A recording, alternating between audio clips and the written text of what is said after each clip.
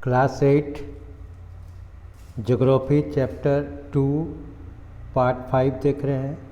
Chapter 2 जो कि land, soil, water, natural vegetation and wild life sanctuary है। ये एनसीईआरटी बुक में, किसी और बुक में किसी नाम से और जाना गया है।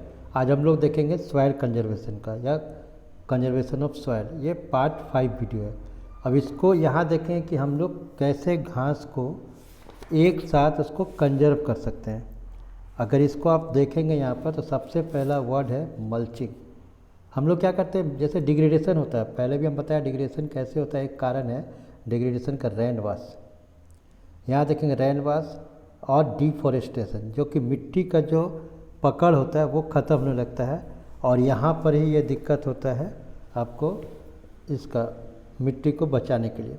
अब हम यहाँ देख रहे हैं कि घास पात से ढकना, या जिसको मल्चिंग कहते हैं। It is the first method to the conserve soil. तो मल्चिंग में होता क्या है कि जैसे कोई ग्राउंड है, अगर उसमें कुछ रोप रहे हैं या कुछ नहीं भी डले तो ऊपर से घास पात से ढक देते हैं, और या जैसे स्ट्रॉ से भी ढक देते हैं, सूखी घास फूस से कहते हैं स्ट्रॉ को, कि द अनकवर्ड ग्राउंड। ये नोट्स है और इसको एनसीईआरटी का हेल्प भी लेते जा रहे हैं, उसको दिखा रहे हैं आपको। और ये नोट सुनाया गया कि the uncovered ground between plants is cover with a layer of organic matter like straw.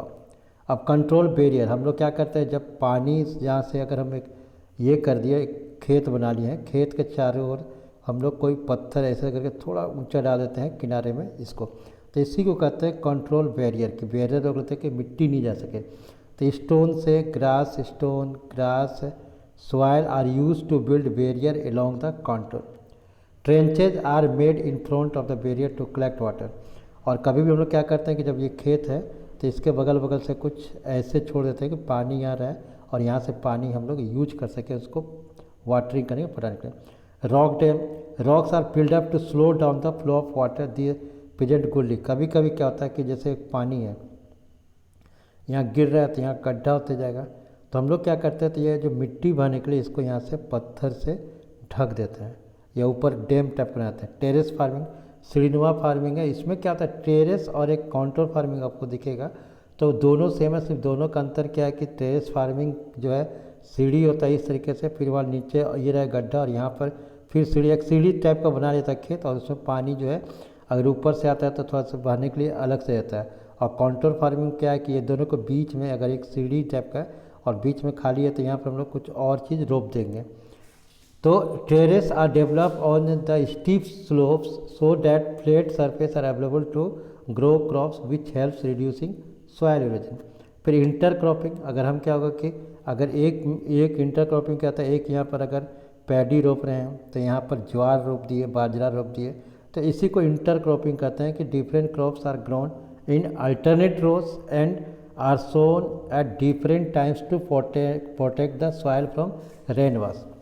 Shelter belts, जैसे इन द कोस्टल और ड्राई जो रीजन्स है जहाँ पर सूखा है तो वहाँ पर क्या आते हैं कि जब हवा आए या विंड आए मूवमेंट के लिए उसको रोकने के लिए ट्री लगा देते हैं। तो ये लिखा है कि in the coastals and dry region, coastal और ड्राई रीजन में अगर देखेंगे तो वहाँ क्या होगा कि जो row of trees are planted to check the wind movement to protect soil cover. अब हम लोग वाटर को नेक्स्ट टॉपिक में आएंगे, क्योंकि इसमें हम लोग वाटर का भी कुछ पार्ट खत्म करेंगे। जैसे आपको पता होगा कि जितना हम लोग के पास है ये है क्या कहते हैं पानी है, तो उसमें आपको पता है जैसे यहाँ लिखे कि 3/4 of the earth surface is covered with water. जितना भी लैंड है पूरा अर्थ है उसमें से 75% जो है पूरा पानी से ढका हुआ है। यानी सोचिए देयर मैंने क्या लिखा हुआ है कि जिसलिए यहाँ पर देयर फोर्स हो गया, ये थोड़ा सा गलती हो गया, देयर फोर स्पेलिंग होगा THEREFORE, ठीक, ये लगता है ग्रामेटिकली मिस्टेक हो गया टाइपिंग करते समय। तो 3/4 of the earth surface is covered with water, therefore the earth is called water planet. कि 75% यहाँ पर वाटर, इसलिए इसको हम लोग वाटर प्लेनेट भी कहते हैं। अब है कि लेकिन इसमें कितना होगा, अगर वाटर जितना हम लोग को, तो इसको भी आपको याद रखना है कि 9 1% जो है सिर्फ fresh water, only fresh water is available of 1%। Then 2% is ice cap, बर्फ से ढका हुआ है।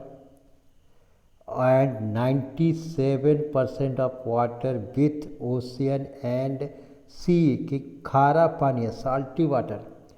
एंड 2% है जो आइस से ढका हुआ है जिसको हम यूज नहीं कर सकते हैं। तो यही चीज़ को समझाएं सेकेंड पॉइंट में कि ocean cover 2/3 of the earth surface whose water is saline. अगर इसको 2/3 कर रहे हैं तो यहाँ पर 97% याद रखना है। Fresh water accounts only for 2 to 7%।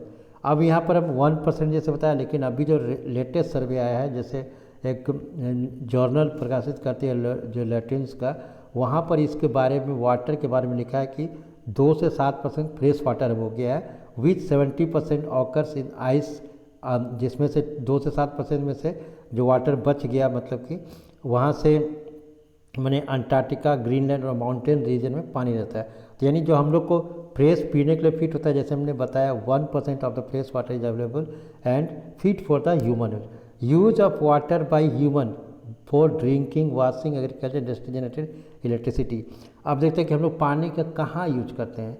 तो अगर ह्यूमन के द्वारा याद किया, पीने के लिए, कपड़ा धोने के लिए, खेती बाड़ी के लिए, इंडस्ट्री के लिए। और इसी चीज़ को और अगर डाटा से देखें तो यहाँ हम लोग डाटा देखते हैं, तो इस डाटा को अगर आप देखेंगे, जैसे एनसीईआरटी बुक का है, तो यहाँ पर इसको थोड़ा सा खुलने में देर हो रहा है, तो वहाँ पर आप देखें कि जो डाटा है वहाँ पर इसमें 97% जो वाटर्स है, या जैसे हम लोग कह सकते हैं कि जो 1975 का जो सर्वे था, तो the consumption of water for human use was 3,850 cubic kilometre per year था। इतना पानी खत्म हो जाता था।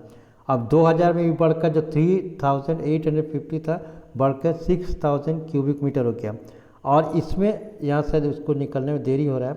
और उसमें क्या था कि ड्रिपिंग, जो हम लोग नल जो छोड़ देते हैं, कि जो नल्स में पानी देखते हैं चूते रहता है, तो 1200 लीटर जो है वो एक साल में वो ख़त्म हो जाता है।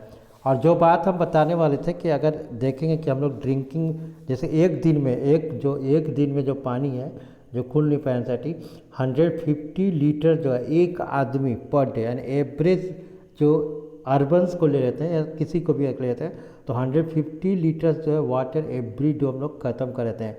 तो 150 लीटर कहाँ का कहते हैं, हम लोग सिर्फ पानी जो है 3 लीटर पीते हैं, अगर एवरेज देखते हैं 3 लीटर, जबकि गर्मी में 5 लीटर पीना चाहिए। खाना बनाने में 4 लीटर यूज कर देते हैं। इसको समझिए बात को। फिर बाथिंग, नहाने में हम लोग जो है पता नहीं चलता 20 लीटर एवरेज ख़त्म कर देते हैं। और फ्लशिंग, जो हम लोग टॉयलेट जाते हैं वहाँ फ्लशिंग करने में 40 लीटर पानी बर्बाद करते हैं, एक आदमी बर्बाद करता है। कपड़ा धोने में 40 लीटर। तो इस तरह से आप देखेंगे। फिर जो कि मैंने कि गार्डनिंग जो करते हैं उसमें 21 लीटर, यानी पर डे जो है 150 लीटर जो है पानी ख़त्म हो जाता है सिर्फ हम लोग को इसमें ये यूज करने में, एक आदमी के 150 लीटर। तो यहाँ ये जो लेंसेट का जो डाटा था, सर्वे था, वहाँ पर भी दिया था, ताकि मैंने आपसे श्रेष्ठ किया। अब यहाँ पर कि factor responsible for the shortage in supply of fresh water, fresh जो है क्या क्या ज़रूरी हो गया। अगर शहर में भी हम लोग के पास पानी है, प्रॉब्लम्स है वाटर अवेलेबिलिटी का, ये ऐसा कहते हैं कि problems of the water availability, तो पॉपुलेशन जो है बढ़ रहा है, इंक्रीजिंग पॉपुलेशन। फिर rising demand for food and cash crop, ये नकदी फसल जो है या ये अनाज का इतना डिमांड हो गया है कि उसको उपजाने लोग लग गए हैं। इंक्रीजिंग अर्बनाइजेशन, शहरीकरण हो रहा है, शहर में भी बिल्डिंग बन रहा है तो पानी की जरूरत है। And rising standard of living standard हम लोग का बढ़ते जा रहा है। नेक्स्ट वीडियो में हम लोग देखेंगे कंजर्वेशन ऑफ जो वाटर रिसोर्सेज है उसको, फिर आगे इसको और आगे विस्तार से देखेंगे। Thank you.